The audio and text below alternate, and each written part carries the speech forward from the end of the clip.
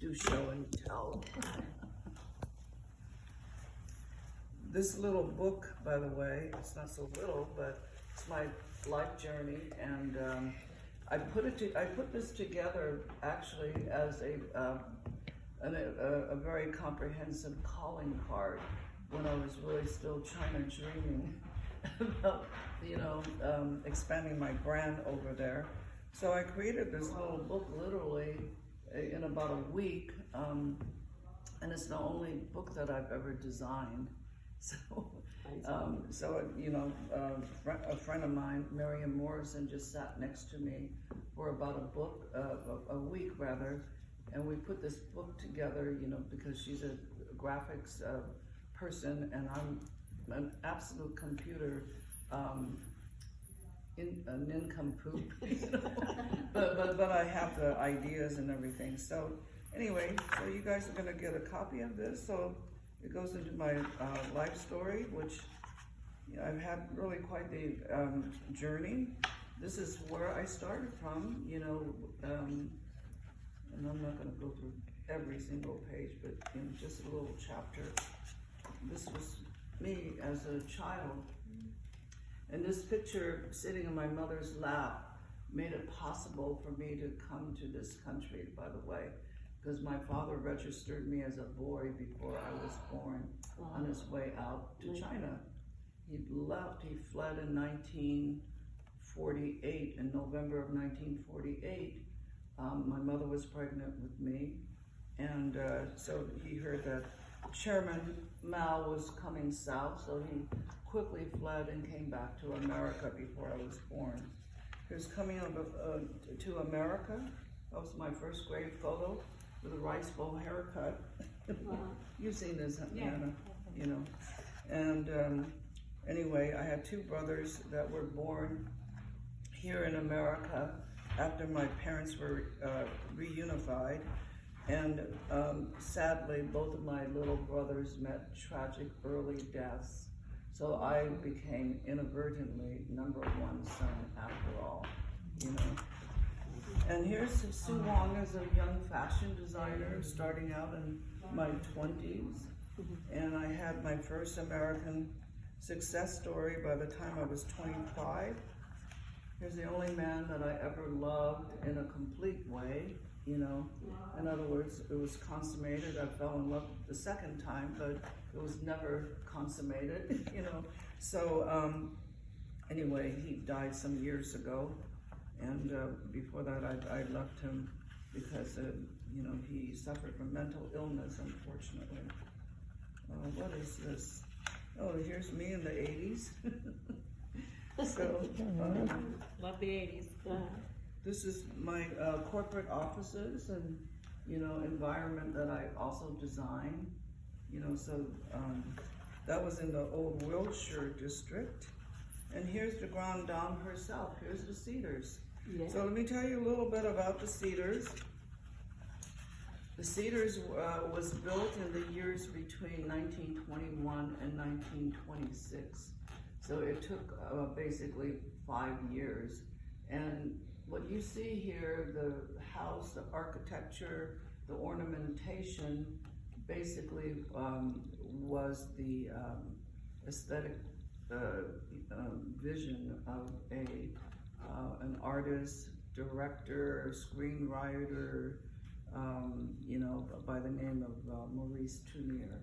And he came from Paris in the golden age of Hollywood in the teens, and worked for MGM, and hence behind me and on, 3 fireplaces, you have the emblematic MGM lions.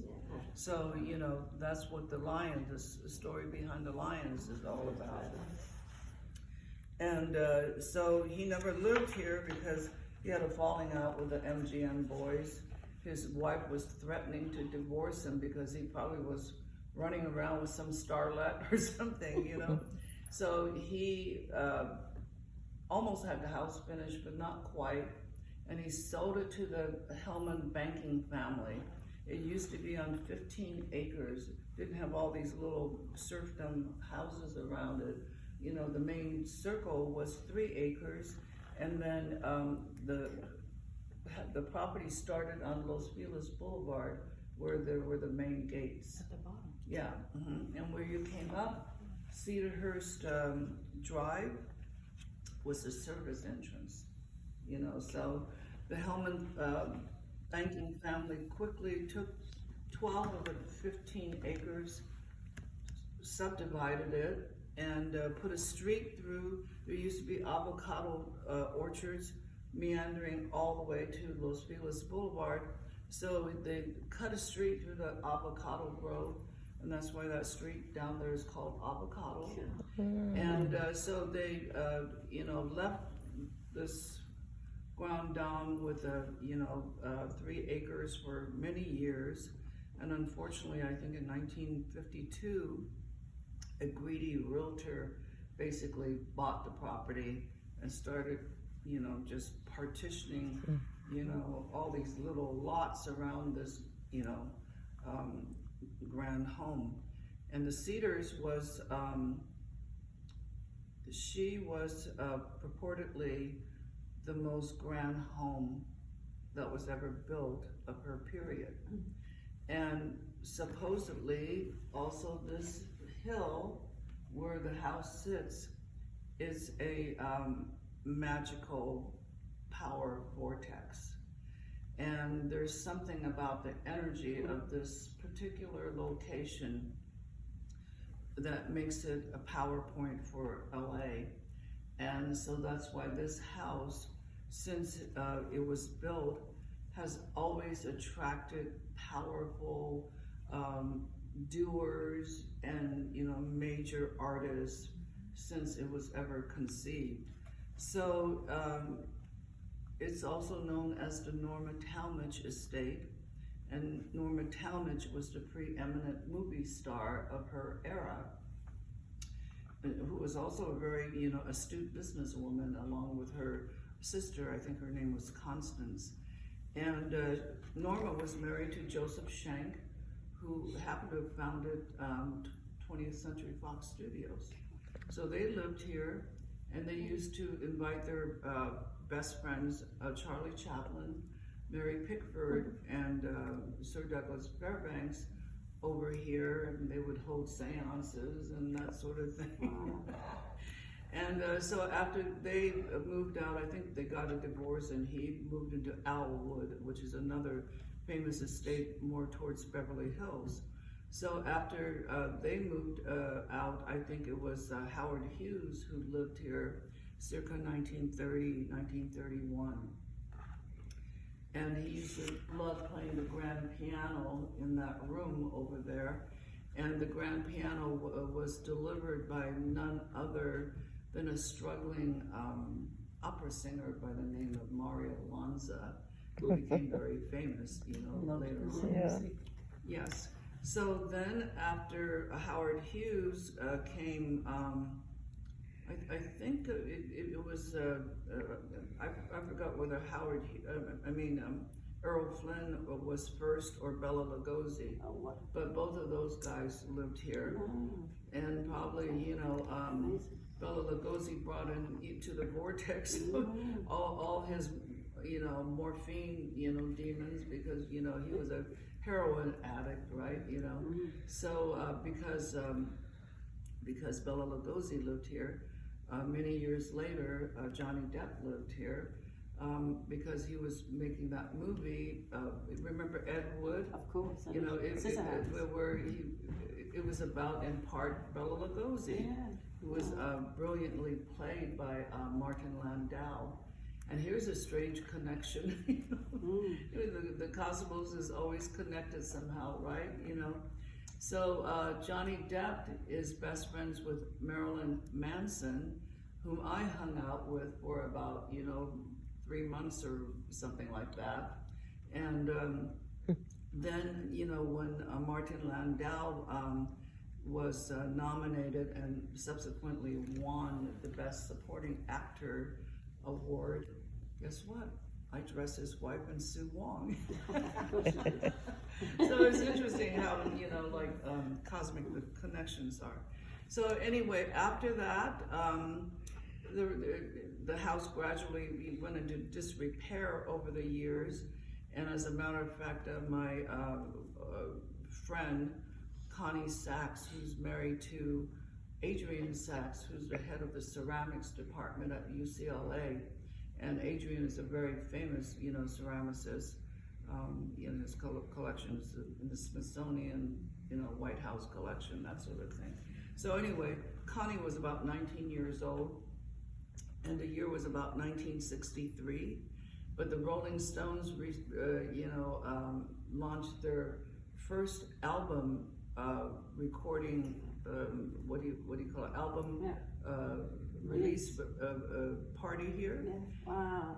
And she came here, and she was like a part of the whole hipster, the whole glamour hippie glitter rock thing. And she said, no, that was a bit before then. That was 1963. It was before glitter rock. But she said the house was such a fine mess that there were holes in the wall that you can see right through to the outside. So it was really in serious decay at that point. And yet, this house attracted not only rock, rock stars, they were rock gods, and they were immortal names that just really, today, live in luminosity, right? I mean, you're talking about the likes of Jimi Hendrix, you're talking about the likes of Lou Reed and the Velvet Underground, Jim Morrison, Bob Dylan, so many others. John Phillips of the Mamas and the Papas lived here as well. Van Morrison lived here. Janice? Well, Janice didn't live here, I heard, but this was one of her Haunts. favorite haunts. Yeah. In other words, she probably was haunting you when you were singing the other night. You missed it because you guys weren't here, but Bex just really flew in from London, and so we had a little soiree here, with Sasha and Scott and Ron Moss and everything, and Martin, and so she, I think it was your Mercedes-Benz song. Anyway, I recorded her, and I just couldn't believe all the light orbs that were just shooting left and right, right around her. It looks like I'm in a horror film or something, and Oh yeah, exactly. By, all these light little orbs. sort of like flying boats. Yeah. There was nothing in here. On the recording. On the recording. On a recording. She's got it. Yeah. This place is haunted. It was kind by the way. of crazy. There's a lot of energy in the room now. Yeah, I'll show it to you. I've been living with famous ghosts for a long time here. Yeah. But they don't scare me. Yeah. They don't scare me. No. I've made peace with the They ghosts. loved Good it. energies. It's all good energy. Yeah, it is. They're just party ghosts. They were excited. Yeah, they were excited. So anyway, that's what this house is all about. They made a part of Sunset Boulevard here, which was, the classic line, Mr. DeMille, I'm ready for my close-up, and Gloria Swanson, and they also made Easy Rider here. So Dennis Hopper lived here and made Easy Rider here, and on the 50th anniversary, was it a couple of years ago? I held a screening of the movie here, and I barely recognized the house because I redid that entire fireplace, and there was just white plaster of Paris, the lion back in those days. And the only reason why I recognized it were these, gilded columns, which are very distinct, So this is a glorious, old grand dame, rather.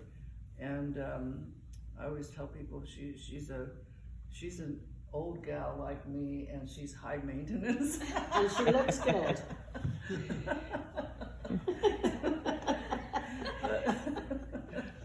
But anyway, yeah, I probably have to give her up eventually in order to realize my other dreams, because my ex-partner basically took all of my disposable cash, you know, so that was really part of the rebuilding process.